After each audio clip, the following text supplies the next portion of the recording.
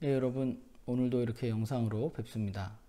사실은 오늘 찍을까 말까 되게 고민했는데 그냥 좀 너무 부담 갖지 말고 그냥 찍을 수 있으면 찍고 못 찍으면 뭐 어쩔 수 없고 이렇게 편안한 마음으로 거룩한 부담감을 가지고 계속 해 나갈까 합니다. 뭐 더 좋은 방법이 생기면 그 다른 방법으로 한번 생각을 해보도록 하고 우선은 이렇게 계속 진행을 한번 해볼게요. 할 수 있는 데까지. 오늘도 그래서 어제 읽었던 말씀 우리 잠깐 나누고 오늘 우리 읽을 이사야, 이제 오늘 시작인데 이사야 말씀 나누도록 하겠습니다.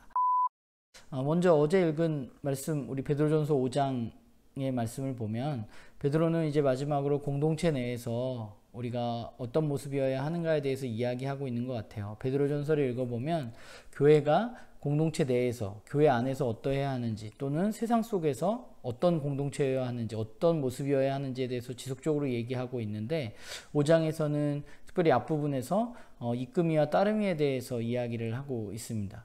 장로는 교회 리더로서 교회를 이끌어가는 사람이고 또 거기 나오는 젊은이는 물론 나이가 어린 사람을 뜻할 수도 있겠지만 그것보다는 영적 아이들, 이끄미를 따라가는 따르미들로 우리가 바라보는 게 더 맞는 것 같아요. 그래서 영적 부모와 영적 아이가 어떤 관계에 있어야 하느냐에 대해서 베드로가 우리에게 이야기해주고 있는데 우선 영적 부모는 자원하는 마음으로 그 양들을 자신에게 맡겨진 사람들을 돌보는 사람이어야 합니다. 그리고 그 돌봄 가운데 자신의 사리사욕이 아니라 하나님을 위해서 자기에게 하나님을 사랑하는 것에 대한 반응으로 자신에게 맡겨진 사람들을 돌보는 사람들이죠. 그렇기 때문에 그 사람들은 다른 무엇보다도 삶의 본이 되어야 합니다. 왜냐하면 누군가를 이끌어간다는 것은 말로만 되는 것이 아니라 삶으로 되는 것이기 때문에 말과 삶이 일치하는 그런 모습으로 살아가는 사람이 영적 부모의 올바른 모습이라는 생각을 하게 되고 자신에게 맡겨진 그 사람들을 올바로 돌보고 또 그들을 올바로 인도하는 것이 영적 부모의 역할인 것입니다. 그리고 또 영적 아이에 해당하는 젊은이라고 표현된 부분을 보면 그 따름이, 그러니까 이끄미를 올바로 따라가는 그런 이끄미의 모습이 되어야 될 것 같아요. 겸손한 마음으로 그들을 따라가고 그들의 말에 순종하는 모습을 보여줘야 하는 겁니다. 그런데 거기에는 반드시 전제가 있는 거죠. 그 전제는 뭐예요?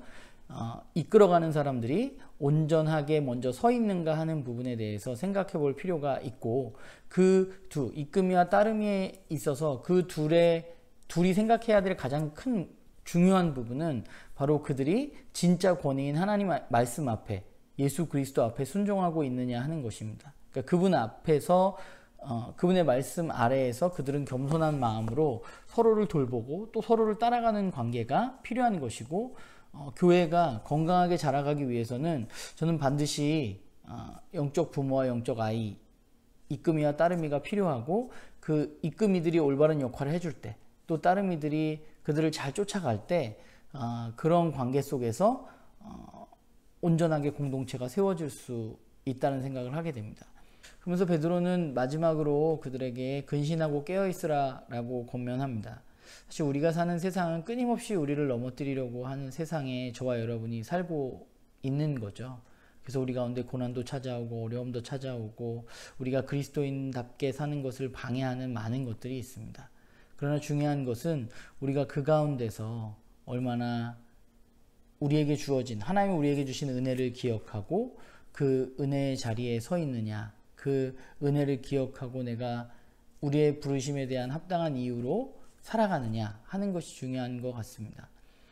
바라기는 나는 교회가 뭐 지금까지 잘 해오기도 했지만 앞으로도 정말 교회 공동체는 공동체 안에서 점점점 좋은 영적 부모와 좋은 영적 아이들이 올바른 관계를 맺으면서 자라가는 교회로 또 세상 가운데서는 세상과는 다른 방법으로 근신하여 깨어 있으면서 그 세상에서 선한 양심으로 선한 삶을 살아가는 교회로 세워져 가기를 소망하고 저도 제가 맡고 있는 지금 위치가 어쨌건 목사로서 영적 리더의 역할을 맡고 있는데 여러분들을 조금 더 잘 돌보고 또 여러분들이 올바로 자라갈 수 있도록 여러분들을 더 열심히 돕는 그런 제가 되어야 될 것 같아요. 사실 영상을 다시 오늘 안 찍으려고 했는데 찍는 이유도 제가 영적 부모로서 지금 할 수 있는 일 가운데 하나라고 생각이 들었고, 여러분들에게 올바른 말씀을 전달하는 것이 제가 해야 할 일이라는 생각이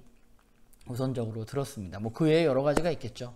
아무튼 여러분들 부족한 사람이지만 여러분들 잘 그동안 쫓아와 주셔서 감사하고, 저도 더 온전한 사람이 될 수 있도록 더 노력하는 그런 제가 되도록 하겠습니다.